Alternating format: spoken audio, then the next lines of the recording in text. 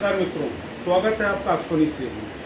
मित्रों, आज चर्चा हिंदुस्तान की सरकार 80 करोड़ लोगों को फ्री में राशन दे रही है, उज्ज्वला गैस दे रही है, प्रधानमंत्री आवास योजना के तहत आवास दे रही है।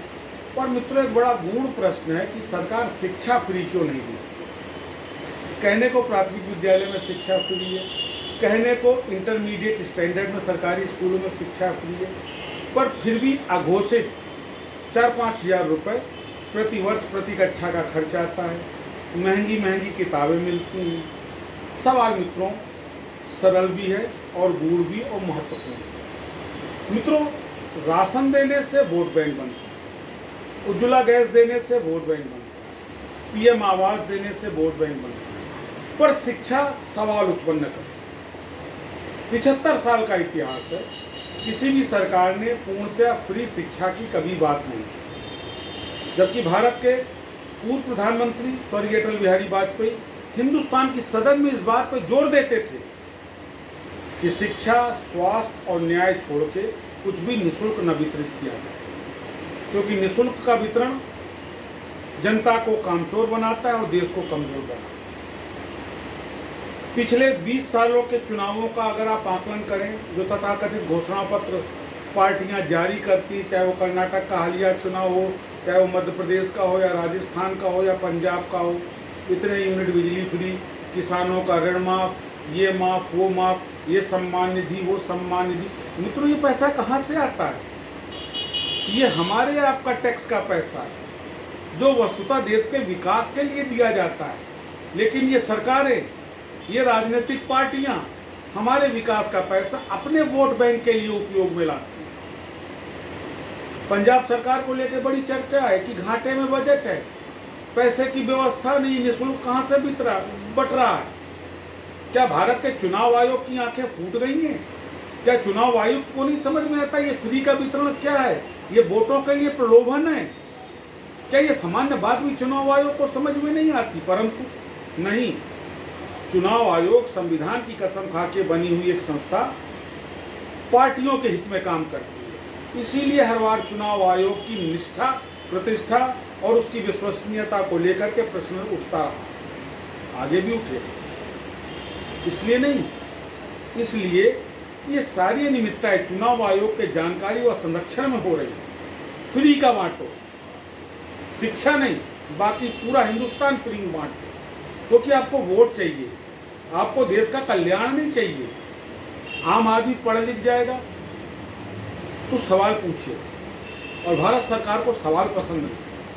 वो चाहे कांग्रेस की सरकार 57 वर्ष रही हो या पिछले 9 वर्षों से कार्य कर रही है भाजपा की सरकार हो, सवाल बर्दाश्त नहीं।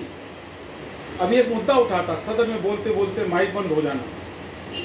क्या था? सवाल पर रोक।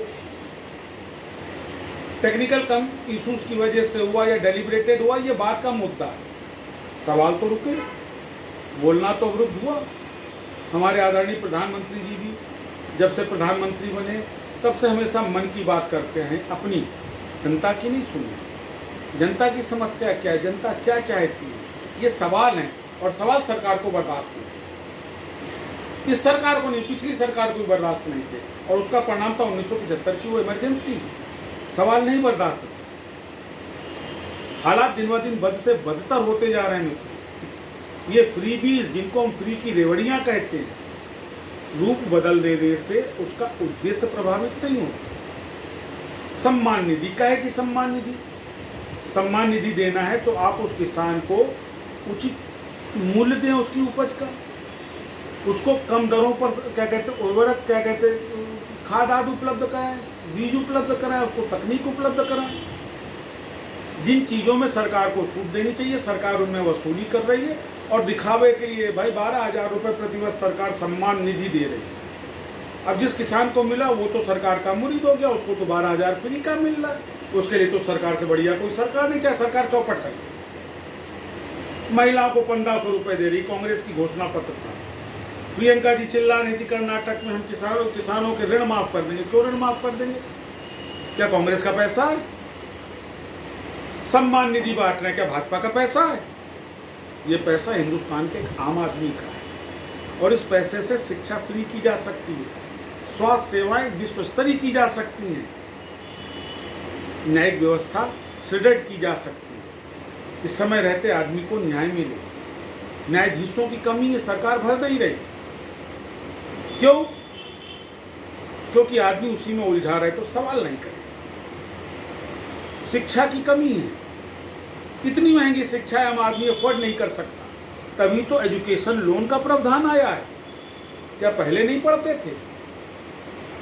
लेकिन नहीं, शिक्षा चूंकि जब से प्राइवेटाइजेशन हुआ है एजुकेशन का, एक तरफ तो संविधान समानता की बात करता है, हर आदमी के लिए समान अवसर हो, दूसरी तरफ शिक्षा में ये अंतर कि एक आदमी हाई स्कूल, इंटर और ज़्यादा से ज़्यादा ग्रेजुएट हो पाया और एक आदमी जो है वो अत्यधिक खर्च करके वो एक्स्ट्रा ऑर्डिनरी एजुकेशन ले रहा है।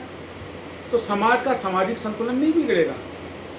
शिक्षा को इसीलिए सरकार निजीकरण की तरफ ले जा रही है कि किसी तरह कॉरपोरेट्स का फायदा हो। सरकारी स्कूलों की स्थिति है कि आपको किसी भी बड़े नेता या बड़े अधिकारी का बच्चा पढ़ता नहीं मिलेगा। लाखों के महीने की तनख्वाह देने के बावजूद इन सरकारी संस्थानों में शिक्षा नहीं है। क्यों नहीं है? क्योंकि सरकार नहीं चाहती कि शिक्षा फ्री। सरकार नहीं चाहती कि आदमी पढ़ लिख करके और हुनरमंद बने और अकलमंद बने और बुद्धिमान बने, वरना वो आम आदमी सवाल पूछेगा। डॉक्टर भीमराव अंबेडकर ने भी मित्रों आरक्षण शिक्षा में मांगा था, नौकरी में नहीं। ये कांग्रेस की देन है जिसने नौकरी में आरक्षण दिया, ये भाजपा की देन है जिसने प्रमोशन में आरक्षण दिया, मेरिट को खत्म कर दिया।